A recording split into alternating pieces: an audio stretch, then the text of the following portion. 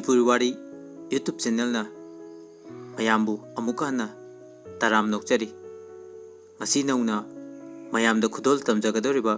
ꯋꯥꯔꯤ ꯑꯁꯤꯒꯤ ꯃꯃꯤꯡꯗꯤ ꯄꯟꯊꯨꯡꯅ ꯉꯥꯏꯔꯤ꯫ ꯍꯥꯏꯔꯤꯕ ꯋꯥꯔꯤꯁꯤꯕꯨ ꯇꯥꯕꯤꯔꯤꯕ ꯈꯨꯗꯤꯡꯃꯛꯅ ꯋꯥꯔꯤ ꯑꯁꯤꯒꯤ ꯑꯁꯣꯏ ꯁꯣꯏꯗ ꯑꯗꯨ ꯀꯃꯦꯟꯗ ꯋꯥꯍꯩ ꯑꯃꯃꯝꯇ ꯑꯣꯏꯔꯕꯁꯨ ꯊꯝꯕꯤꯔꯝꯃꯨ꯫ ꯑꯁꯣꯏ ꯁꯣꯏꯗ ꯁꯦꯝꯗꯣꯛꯆꯅꯕꯒꯤ ꯇꯥꯟꯖꯥ ꯑꯗꯨ ꯃꯤꯌꯥꯝꯗꯒꯤ ꯂꯧꯖꯒꯦ꯫ ꯍꯧꯖꯤꯛ ꯃꯤꯌꯥꯝꯗ ꯈꯨꯗꯣꯜ ꯇꯝꯖꯔꯤ ꯋꯥꯔꯤ ꯄꯟꯊꯨꯡꯅ ꯉꯥꯏꯔꯤ꯫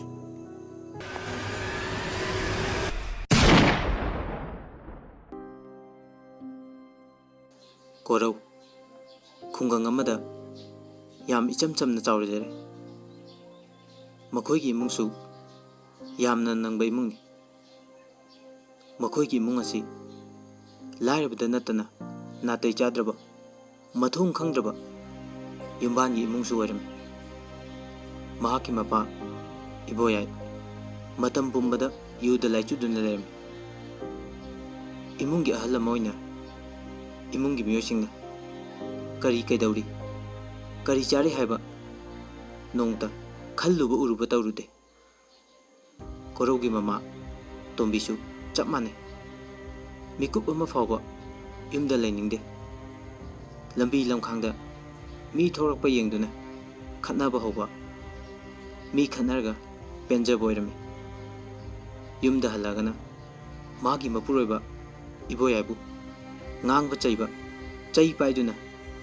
fuba fawba tawramki। कोरौगी मनाव नुपा अमगा मचन अमगासु लै। मनाव निपा जोन युमगी अहन्ना वारकपा वाटखिबना लाइक लाइसु तम्मदि तवरमदे। लैकाइदा पोचै हुरानबा कया तौबदा नतना नुपी नहादा कारन यामना ताजबा मिसक अम ओइरमे।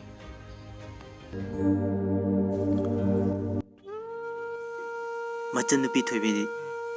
याम इंग तपचै युमगी अवाबा कयादसु सरुक यारमी। अदुगा लाइरिकदसु थवाई यामना यावी। इमुंग असिदा मचन थोइबीगे तानरगा कोरौना वर्कशॉप यावरगा इमुंगी बार पुंबा पुरमी। कोरौगी चमलबा लेमजबा मतौदा लैकाई मियामना महाकपुदी याम नुक्सिजै। नोंमगी नुमित अमदी कोरौ महाकना मखोइगी वर्कशॉपता गाड़ी यादबा सेमामी। मतम अदुदा गाड़ीगी पोचाक वाटपदगी दुकान अमदा लैबा लाखे। सुम लाकपना लंबी मयाई चलकपदा खंगौदना नोंग तारखे।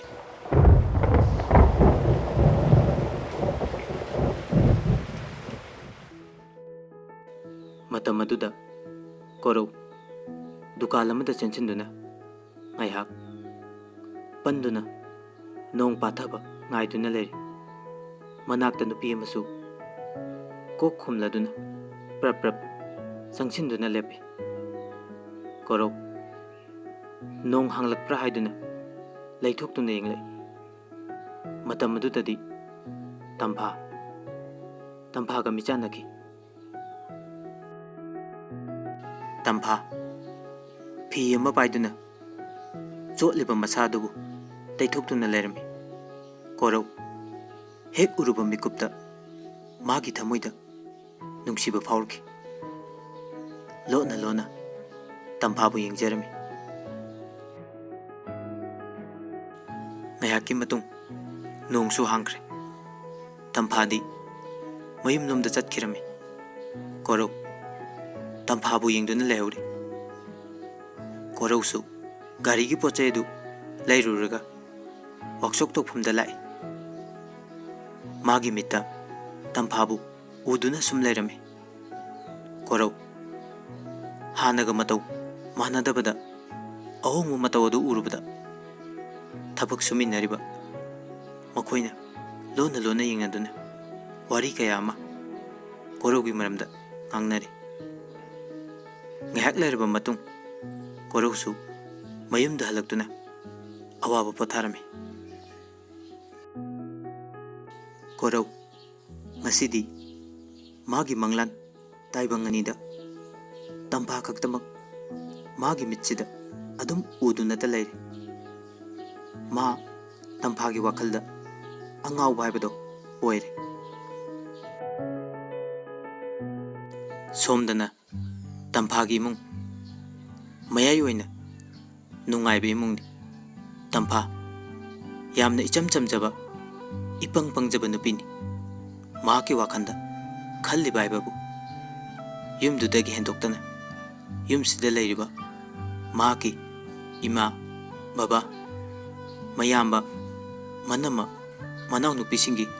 मतेंग पांगदुना लेजबा मसिदनी मखोइगी इमुंग मनुंगदी यामना इंगना चिकना लेजबा वाई अमदा चटनबा अहल लमन मखा पोना हिंगबा इमुंगनी मखोइगी इमुंगी चटनबी असिबु लेकाइगी मियोइना तमजनफम ओयमकी मखोइना असुम लेरकपना तंफागी ममा राधे मचानुपी तंफाबु मतिक चारबा लाइक लाइसु हैरबा अमदा लुहोंग लगे हाबसे खल्लै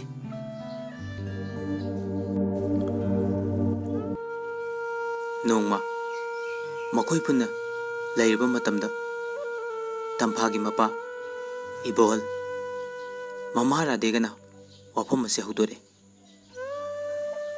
ममा राधेना है इमागी बेमा तंफा मतम मसु कुइरबसे इमाना करिसु हाइदना लाकपने इचाना लेसाबिनी हाइदुना कोइबा लांगबा कयासु तौबा फंगजद्रे नन्ना महोय ननाउसिंगना थबक चटखरगा इचाना युमगी थबक पुमनमक नथंदना पुरकपने नोंमुतसु वाई हाइबसे हाइदे हौजिक्ति इचा चहीसु यामचले इचागी अफबा नुपा अमा खंदुना युमबानबगी लंबिदा नंगी बेबागा अइगना चटहनबा पामे इचाना करी खल्लिबा तंफा खरा तपना खुमे इमा अइगिदी इमा बाबाना हाइबा खुदिमक इंजगनी अइनसु इमा बाबाबु थाजे अइगिदमक अफबा नुपा सोइदन थिगनी हाइबा अइ नखोइना मसीना फरे हाइबदो अइगिदी लोइने यारिमा ममा राधे हराउ मनकिबने असुम नाइरे इचागी वाइदा इमा पेले हयेंग से बैंक मैनेजर मा नंगबु हाइनबा लाकनी मदुदा नंग फजना रिसीव तौगदबनिको तंफा होई इमा हाइरम लगा मागी काद संखिरमे मतम की खोंचत लेपतबना नुमित अदो हौख्रे मथंगी नुमितनी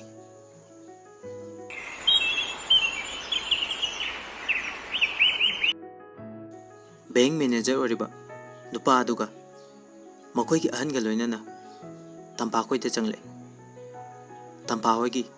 इमुंगी मीसिंगनासु मखोइ पुतारामना उंगलमकी मखोइ पुन्ना फमलदुना वारी साबा हौरे तंफासु चा पुथोरक्तुन थोक्ले तंफाबु उबदा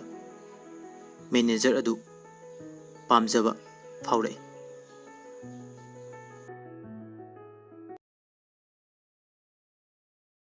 मखोइ अहनसिंग वा हंगनबा हौरे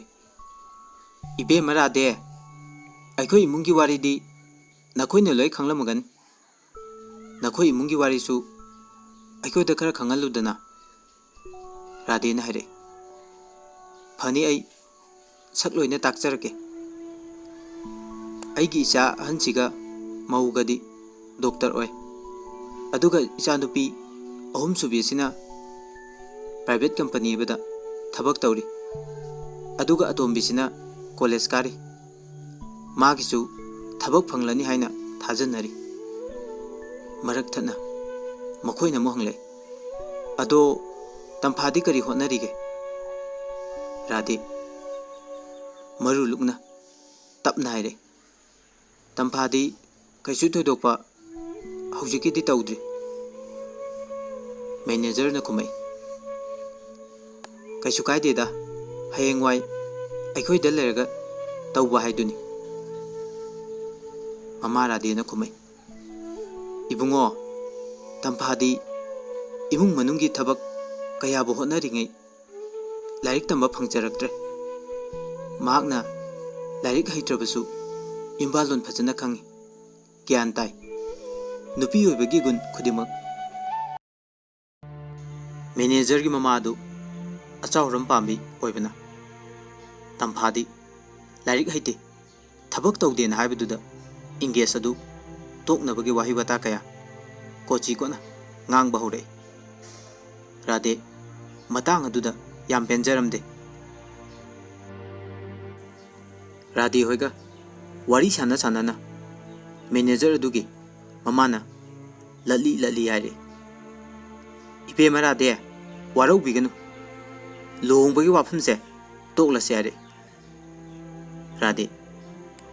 icha tamphada kari nungai taba awat pa lebana सोमना लोंग बचे पामद्रिबनो मैनेजर खुमे इमा वारी चाइद्रबसु इमा सु लोंग बतो असे हाबसिदा मरम सुम खंगबा यारबने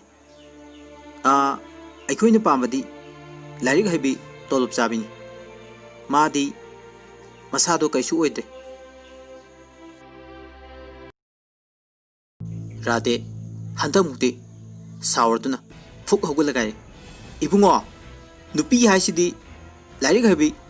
तोलब चाबी अदुना युम कोइरगा हेक्ता नुंगाइगदब नते नुपी हाइसिदीने युमदा लेंगदना लेरगा युमगी थबक कया सुनोमलगा नखोइगी सेवा तौरगा लैबना अथोइबिनी युमदा लैतब नुपीबु yum करमदा Panba ngamgani manager mama हौगुतुना खुद लोनरगा हारे वारौ बिगनु अखोइ चचरगे असी हरमनगा चतखि राधे थमो यामना काइखि मखोइगी मचा ममौदा ओनचन्दुना हाइखि नखोइ स्वायो मुक्ता इचा तंफादा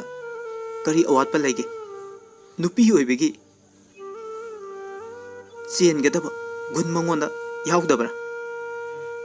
मयाम अदुना थेमजेल इमा अखोइ तंबागी पुक्चेल थमोय मागी साजत नीति लोइना खंगी असुक फरिबसिबु नोंमदी मागी दमक मतिक चाब नुपा हाइबदो लाखिगनी मा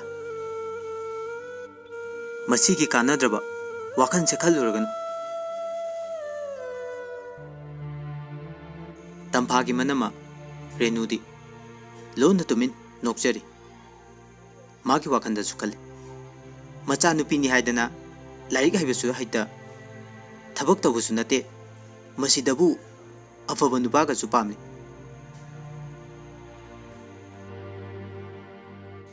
तंफागी ममा राधे वखन यामना नुंगाइरमदे मदोम कपतुना खंजरी इचा तंफासे अखोइगी दमक खनबदा मागी पुंसिसे कथोक्तुना करिसु तौबा फंगजद्रे मसिदा अइना अइगी इचागिदमक मतिक चाब नुपा अमगा लुहोंबा ngamद्रबदी अइ इतोमता यामना वारौजगनी मतम खरा हौख्रब मतुंग मखोइगी लेकाइदा लेमिनबा राधेगी ममानबी अमगी युमदा ममानबीदुगी मरी मता ओइबा दिसी ओइबा नुपा अमा लामी राधेसु ममानबीदुगी युमदा असुम कोइथोरे मतम मदुदा माहकसु पुन्ना थेंगनारे राधे वाखन मोन मोन खली नुंगाइबा वाखल अमदा ताउरी दिसी ओइबा नुपासे अइगी इया नुपा ओइरगदी तंफागी लाइबक कयादा फगनी मतम मदुदा ममानबी अबे राधेबु कौरे राधे खंगोइ लाकोइ खुमी हाउ नुपा अदुदी थबक करे चली हाइदुना चाक चारमलगा फत चतखिरमी राधे अबेगी मनाक्ता चंगसिलगा वारी हौदोरे नुपा असी नखोइगी ꯃꯔꯤ ꯑꯣꯏꯕꯅꯤꯅ ꯑꯩꯈꯣꯏ ꯇꯝꯄꯥꯛꯒꯤ ꯍꯩꯅ ꯁꯤꯡꯅꯔꯤꯁꯤꯗꯅ꯫ ꯑꯕꯦꯁꯨ ꯅꯣꯛꯑꯒ ꯈꯨꯝꯃꯛꯏ꯫ ꯍꯣ ꯌꯥꯏꯌꯦ ꯌꯥꯏꯌꯦ, ꯇꯝꯐꯥꯁꯨ ꯌꯨꯝ ꯄꯥꯟꯕ ꯌꯥꯔꯦ, ꯌꯥꯝꯅꯁꯨ ꯆꯤꯡ ꯂꯦꯝꯖꯩ, ꯃꯈꯣꯏꯅꯁꯨ ꯍꯦꯟꯅ ꯄꯥꯝꯒꯅꯤ꯫ ꯑꯁꯤ ꯍꯥꯏꯗꯨꯅ ꯄꯨꯟꯅ ꯅꯣꯛꯃꯤꯟꯅꯩ꯫